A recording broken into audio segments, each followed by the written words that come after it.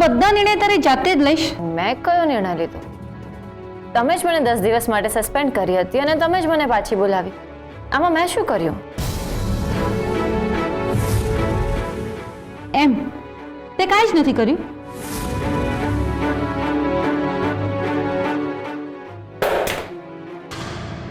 મારો નિર્ણય બદલવાની તારી હિંમત કેવી રીતે થઈ? મેડમ, હું શું કામ તમારો નિર્ણય બદલું? મેં સાચે કંઈ નથી કર્યું. બહુ બળી ના બનીશ. ઉપરથી મારા પર દબાણ લાવીને તું ફરીથી ડ્યુટી પર આવીશ. મેડમ, તમે મારા ઉપર ખોટો આરોપ લગાડી રહ્યા છો. પણ ઠીક છે, તમને જે લાગે. મારે તો ફક્ત મારી ડ્યુટી કરવાથી મતલબ છે. ડ્યુટી કરવાનો બહુ શોખ છે ને તને? ચાલ, આજથી તારી ડબલ ડ્યુટી. પણ મેડમ, હમણાં જ મને ફોન આવ્યો કે મારી મમ્મીની તબિયત સારી નથી, એટલે મારે ત્યાં 10 દિવસની રજા આપી હતી ને તારે રજા નથી લેવી તો કરો હવે ડબલ ડ્યુટી. Get out.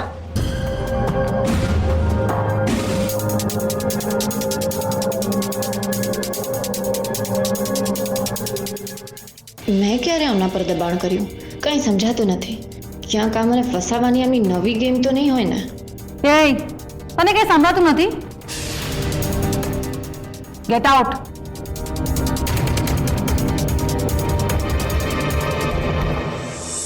ભાઈ, કાલની મીટિંગ માટે મેં બધાને કહી દીધું છે. ગુડ. પણ નિતિન, કાલની મીટિંગ તારે જ લીડ કરવી પડશે. ગૌરવભાઈ પણ તારી સાથે હશે. કેમ, તમે મીટિંગમાં નહીં હો? અરે, હું અમદાવાદ જવાનો છું. એક અગત્યનું કામ છે.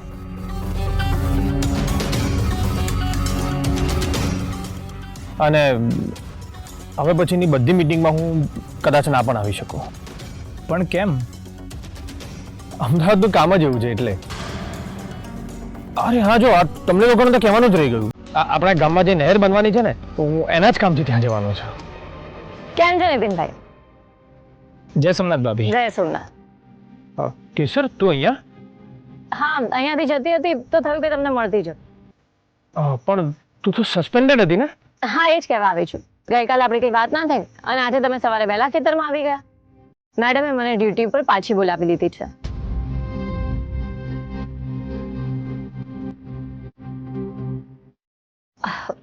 નીતિનભાઈ, અધ્યક્ષ બનવા બદલ કોંગ્રેચ્યુલેશન. થેન્ક યુ ભાભી.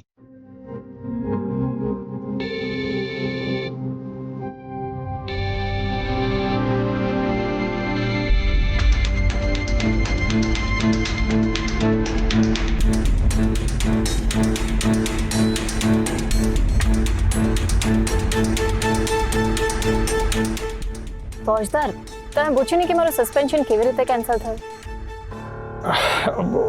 હું પૂછવાનો જ હતો, પણ ત્યાં તો નીતિન સાથે વાત કરવા લાગી. કેવી રીતે થયું?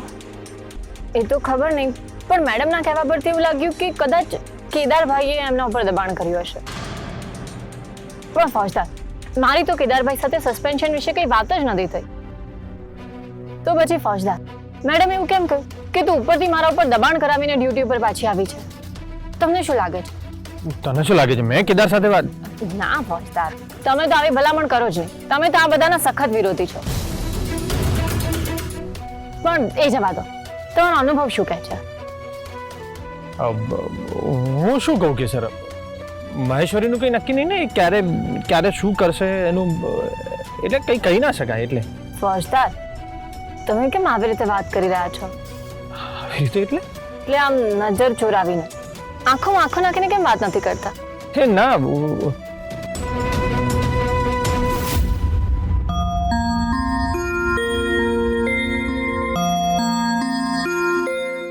તો તારું એવું કહેવું છે કે અત્યારે હું તારી આંખોમાં આંખો નાખીને રોમેન્ટિકલી વાત કરું એમ?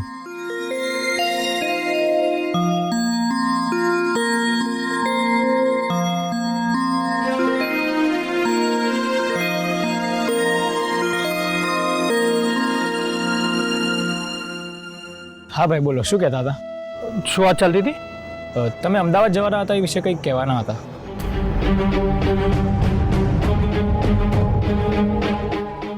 અમદાવાદ? આ ક્યારે નક્કી થયું અને તમે મને કેમ ના કહ્યું? હમણાં જ નક્કી થયું.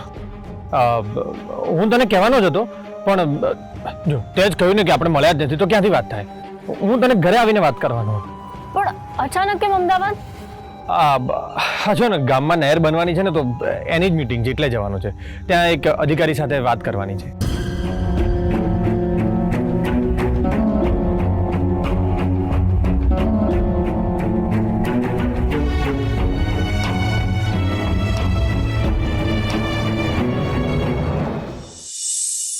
કેસર શું કહ્યું અર્જુને? એ ઓન ધ વે છે, બસ આવતા જ હશે. અર્જુનભાઈ શું થયું? મમ્મીની તબિયત સારી છે ને? હું અને ગોપી બપોરે તમારા મમ્મીના ઘરે ગયા હતા ત્યારે એમને કહ્યું કે હવે એમને સારું છે. પછી હું મારા ઢાબા પર ગયો અને ગોપી એના ઘરે ગઈ. પછી 1.5 કલાક પછી ગોપી એમના ઘરે જમવાનું લઈને ગઈ ને ત્યારે એ ઘરે નહોતા અને ઘરે પણ તાળું હતું. એમનો ફોન પણ બંધ આવતો હતો. હે સોમનાથ દાદા, આવી હાલતમાં મમ્મી ક્યાં ગઈ હશે? કેસર એ ડૉક્ટર પાસે ગયા હશે. ડેડીને તો કહીને જ ગઈ હશે.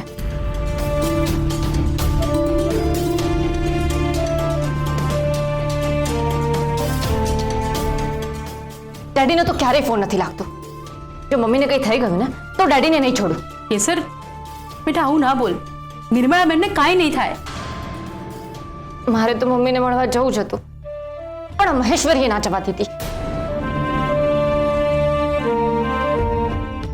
પોલીસની ડ્યુટી કરવામાં ને કરવામાં દીકરીની ડ્યુટી ના કરી શકી. કેસર તું આમ દુઃખી ના થા. તે કોઈ ગુનો નથી કર્યો કે તું પોતાને દોષ આપે છે. ચલ રડીશ નહીં, ચૂપ થઈ જા.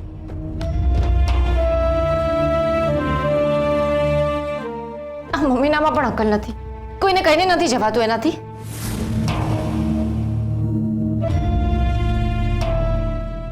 કેસર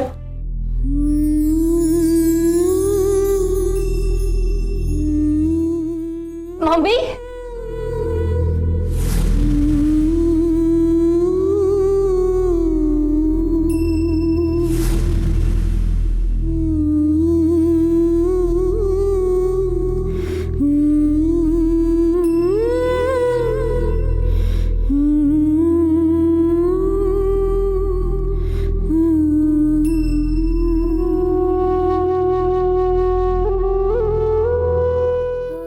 મમ્મી તું કેમ છે?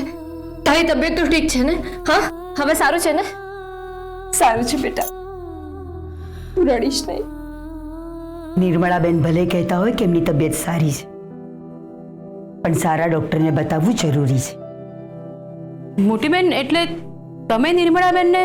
હા, તમે જ કહ્યું હતું ને બેબી કે એમની તબિયત સારી નથી, ઘરે એકલા છે, આપણે એમના માટે કંઈક કરવું જોઈએ.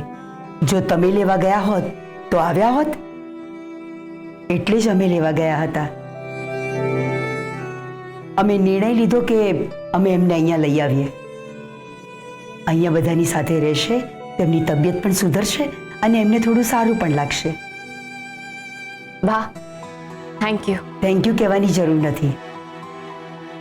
નિર્મળાબેન, જ્યાં સુધી તમારી તબિયત સારી ના થાય ત્યાં સુધી તમે અહીંયા જ રહેજો. તમે જો અહીંયા રહેશો તો કેસરના જીવને પણ થોડી શાંતિ રહેશે. અર્જુનસિંહ, આપણા ફેમિલી ડોક્ટરની એપોઇન્ટમેન્ટ લઈ અને નિર્મળાબેનને બતાવી આવજો. અને નિર્મળાબેન, તમે હવે આરામ કરો. તમારા માટે આરામ કરવો જરૂરી છે. જય સોમનાથ. જય સોમનાથ.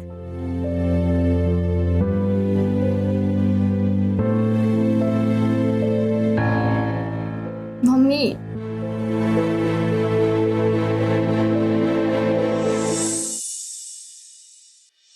તમે એકદમ નસીબદાર છો. ઘરે ના આવ્યા તો પણ મમ્મીના હાથની લાપસી ખાવા મળી રહી છે. લો લાપસી ખાઈ લો. જો કે હું પણ નસીબદાર જ છું. જેવી બાને ખબર પડી કે ત્યાં મમ્મીની કાળજી લેવા વાળું કોઈ નથી, તે બા મમ્મીને અહીંયા લઈ આવ્યા. ફોજદાર, તમે બા ઉપર છે ને ખોટા જ ગુસ્સે થાવ છો. બા તો એકદમ નારિયેળી જેવા છે, બહારથી કડક પણ અંદરથી નરમ. મને તો કેટલું ટેન્શન થતું હતું કે મમ્મીની તબિયત ખરાબ છે અને હું કંઈ જ નથી કરી શકતી. પણ બાએ તો આમ એક ઝાટકે મારું બધું ટેન્શન દૂર કરી દીધું. યસ સર, તમારે ઇમરજન્સીમાં અમદાવાદ જવું પડશે અને જો જરૂર પડશે તો ત્યાં રોકાવું પણ પડશે.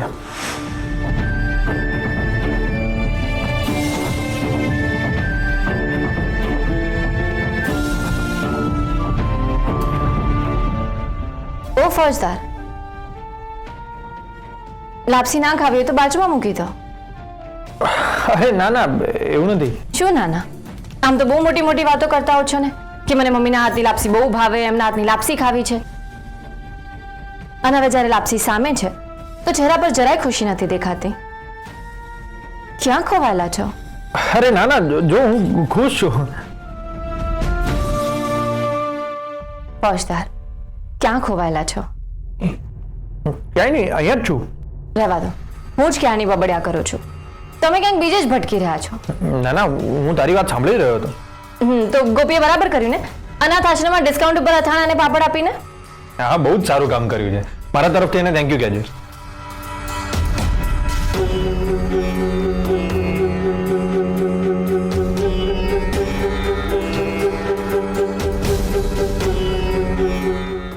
ફોજદાર, મેં ગોપીનું તો નામ જ નથી લીધું.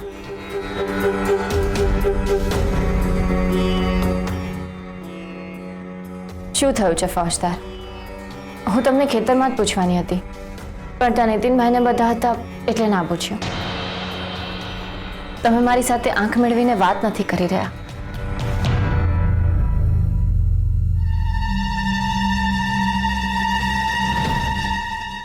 તમે મારાથી કંઈક છુપાવી રહ્યા છો. ફોજદાર પ્લીઝ આમ શાંત ના બેસી રહો, મને ટેન્શન થઈ રહ્યું છે. અરે ના ના, તું ટેન્શન ના લઈશ. ટેન્શન લેવા જેવું કંઈ જ નથી. તો પછી કહી દો ને. જો ફોજદાર, મારાથી અજાણતા કોઈ ભૂલ થઈ ગઈ હોય, કંઈ બોલાઈ ગયું હોય, મેં કંઈ ખોટું કર્યું હોય તો મને કહી દો. હું પગે પડીને તમારી માફી માંગી લઈશ. પણ આ મારી રીતે. અરે કેસર, તું કેમ આવું વિચારી રહી છે? અને દર વખતે તું જ કંઈક ખોટું કરે એ વાત મગજમાંથી કાઢી નાખ. અને મને તારી કોઈ વાતનું ખોટું નથી લાગ્યું. તો પછી આમ ચૂપચાપ કેમ બેઠા છો? કંઈક તો બોલો. શું ચાલી રહ્યું છે તમારા મનમાં? અરે કેસરી, તો હમણાં ચૂંટણી પૂરી થઈ ને તો આ નહેરનું કામ હજી બાકી પડ્યું છે. પછી ક્રેડિટ બેંકનું કામ પણ કંઈ આગળ નથી વધી રહ્યું. અને હવે ઇલેક્શન પૂરું થઈ ગયું અને હવે આ બધા કામ પૂરા કેવી રીતે કરવાને એ જ વાતનું ટેન્શન થઈ રહ્યું છે. બીજું કંઈ નહીં, કારણ કે સર જવાબદારી લીધી છે તો નિભાવી તો પડશે ને, એટલે બીજું કંઈ નથી. આ વાતનું ટેન્શન તો આવી જ શકે છે. તમે છો એકદમ પ્રામાણિક, બીજા નેતાઓની જેમ નહીં કે વચન આપીને ભૂલી જવાનું. પણ ફોજદાર, તમે ટેન્શન ના લેશો. મને તમારા ઉપર પૂરો ભરોસો છે કે તમે તમારી જવાબદારી એકદમ સરસ રીતે પાર પાડશો. કે તમે હીરો છો, હીરો. જે કામ હાથમાં લો એ પૂરું કર્યા વગર મૂકો જ નહીં.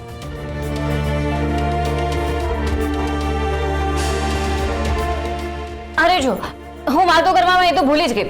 મેં તો મમ્મીને કહ્યું જ નહીં કે કાલે ડોક્ટર પાસે લઈને જવાની છે. હું કહીને આવું. હા,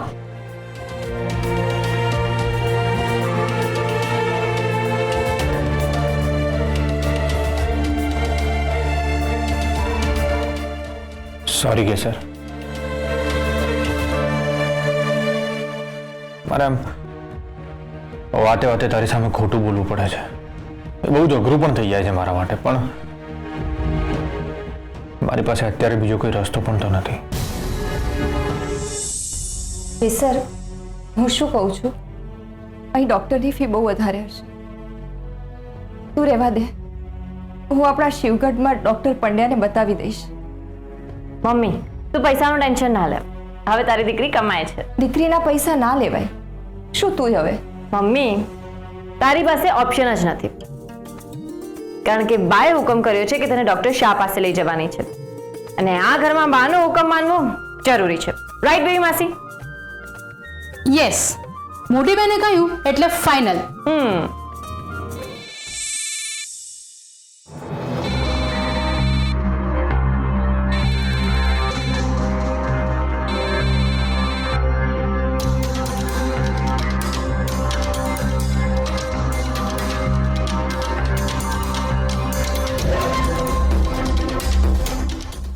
હલો. તમે મને પૂછ્યા વગર જ રાજગઢ જતા રહ્યા? હવે પાછા આવવાના છો કે પછી ત્યાં જ રોકાઈ જવાનો વિચાર છે? અરે કંઈક બોલો, મેં તમને કંઈક પૂછ્યું. હલો. બરાબર અવાજ નથી આવતો. એક મિનિટ.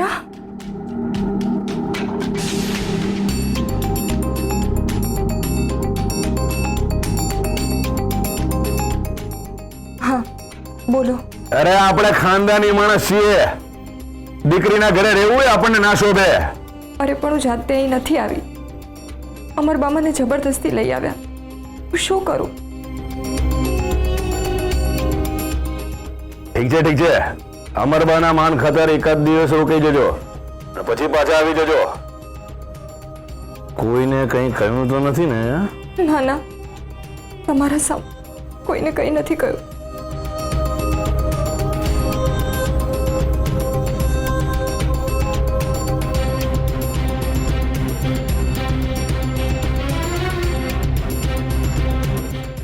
આઈ એમ શ્યોર કંઈક તો થયું છે, પણ મમ્મી છુપાવી રહી છે. નાનપણથી એને જૂતી આવી છે. એની સાથે કંઈક થાય છે તેના વર્તનમાં દેખાઈ આવે છે. પણ શું થયું હશે? મમ્મી પાસેથી વાત તો કઢાવવી જ પડશે.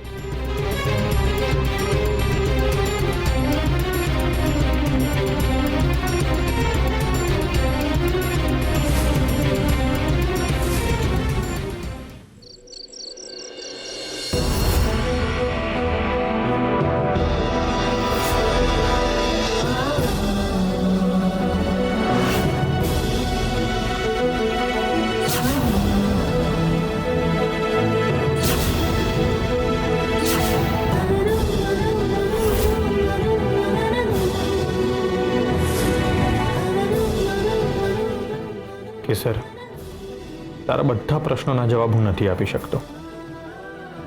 મારી મજબૂરી છે અને એટલે જ હું તારી સાથે ખોટું બોલું. એ ઉંમરની વાત છુપાવી હતી ત્યારે મને તારી ઉપર બહુ જ ગુસ્સો આવ્યો હતો. અબોલા લઈ લીધા હતા. એ મુશ્કેલ સમયમાં તું એકલી પડી ગઈ હતી.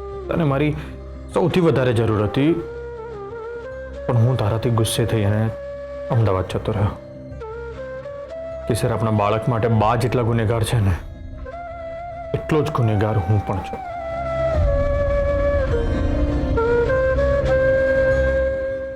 જો મેં અબોલા ના લીધા હોત તો કદાચ બાળકની વાત મને ખબર પડે અને આપણા વચ્ચે ગેરસમજણ ના થાત. કેસર, ખોટું બોલવાની મેં તને બહુ મોટી સજા આપી છે અને આજે મારી જ સામે એવી પરિસ્થિતિ આવીને ઊભી છે કે મારે ડગલે ને પગલે તારી સાથે ખોટું બોલવું પડે છે.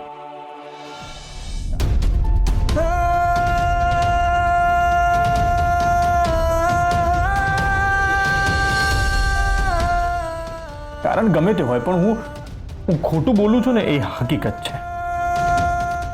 મારી સામે જ્યારે જ્યારે મુશ્કેલી આવી છે ત્યારે ત્યારે તું અડીખમ મારી સાથે ઊભી રહી છે, પણ મેં તને એકલી મૂકી છે.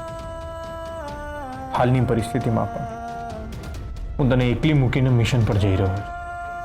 મિશનમાં શું થશે શું નહીં કંઈ નથી ખબર.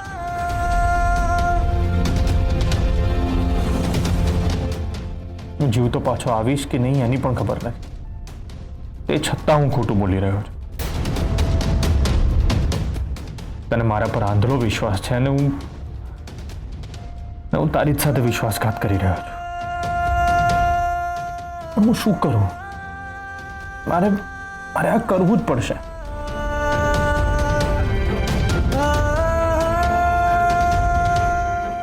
સર, દેશની સુરક્ષા માટે મારે તારી સાથે ખોટું બોલવું જ પડશે અને હું બોલીશ. અને એના માટે મારે જે કિંમત ચૂકવવી પડશે એ બહુ ભારે હશે. આ પરિસ્થિતિનો સામનો કરવાની મને શક્તિ આપ કેસર.